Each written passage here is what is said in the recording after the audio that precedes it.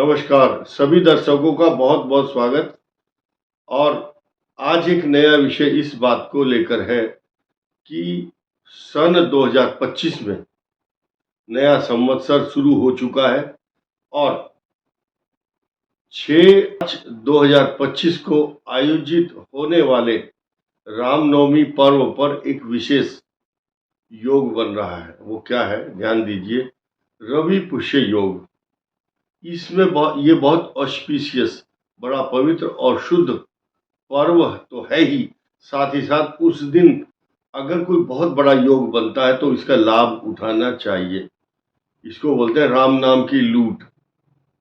लूट सके तो लूट, अंतकाल पछताएगा जब प्राण जाएंगे छूट।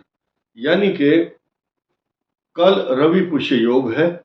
वर्ष में बहुत कम योग इस प्रकार के आते हैं, गुरु पुष्य योग, सिद्धि योग और रवि पुष्य योग। रवि इस संसार का इकलौता पूरे ब्रह्मांड को प्रकाशित करने वाला, ऊर्जा से युक्त तथा समस्त जीव जंतुओं को अपना तेज सप्लाई करता है। यानी कि आपके अंदर जो तेज प्रवाहित होता है, ऊर्जा मिलती है, ये सूर्य के कारण मिलती है।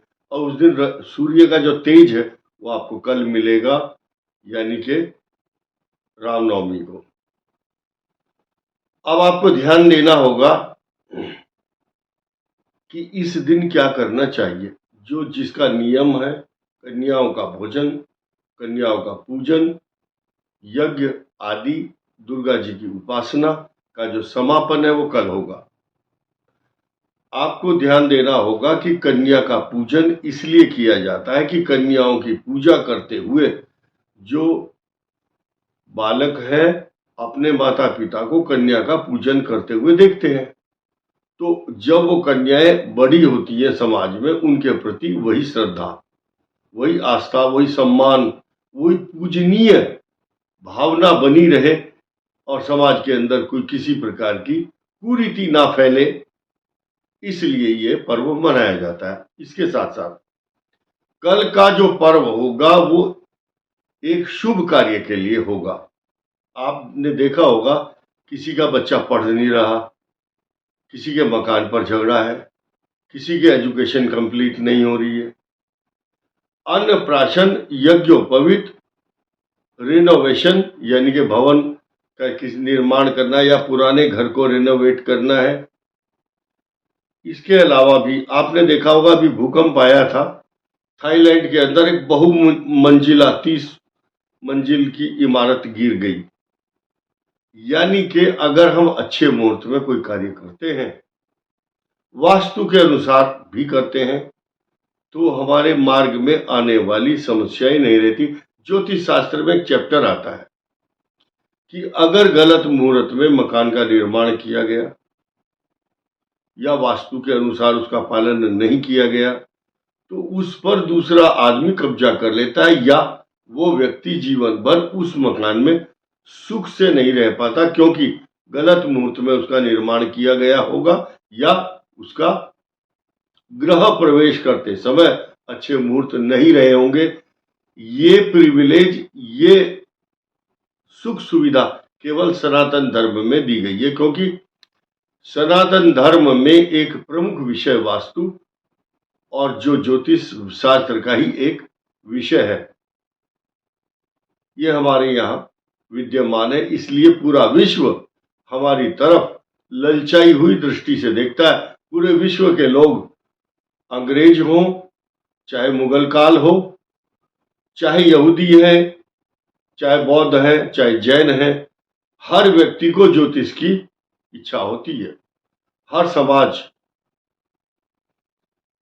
विदेशों में, इस्लामी कंट्री में भी ज्योतिष के बहुत बड़े बड़े ज्ञाता भी हैं और वो आस्था रखने वाले भी हैं। तो मैं आपको बताना चाहूंगा, कल रवि पुष्य योग है, उस दिन आप क्या क्या काम कर सकते हैं, ध्यान से सुनिए। साथ ही साथ उस दिन आप अपने देवताओं की पूजा या उस दिन से कोई भी व्रत आरंभ कर सकते हैं। किसी भी देवता के प्रति आपकी आस्था है तो कल से वो शुरू कीजिए और उसको कंटिन्यू कीजिए, आपके कार्य सिद्ध होंगे।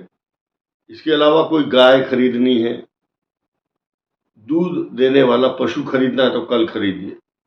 आपको कोई वाहन लेना है ले लीजिए, लेकिन उसको अगर चलाना है तो आज यानी कि रामनवमी रविवार पुष्य नक्षत्र से शुरू कीजिए। इसके अलावा ये एक बहुत बड़ा रिद्धि सिद्धि को देने वाला योग है।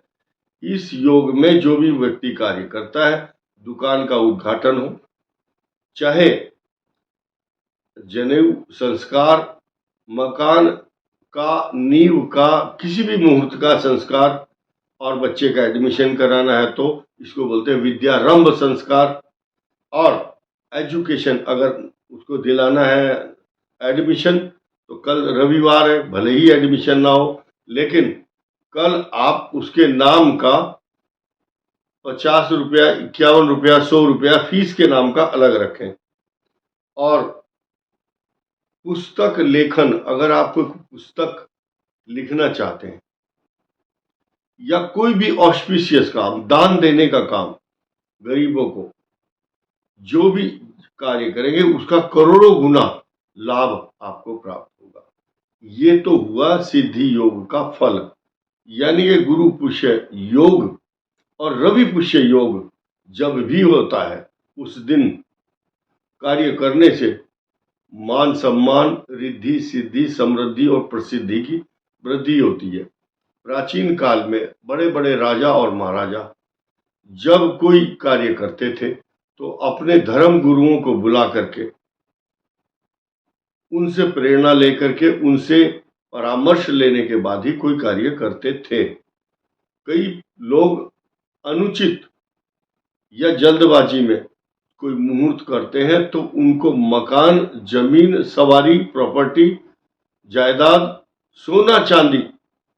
एक विषय जो मैं अभी तक नहीं बोल पाया था वो ये है, अगर आप सोना या चांदी, गहने कोई खरीदते हैं तो वो गहने आपके जीवन में कई करोड़ गुना वृद्धि करेंगे भविष्य में भी।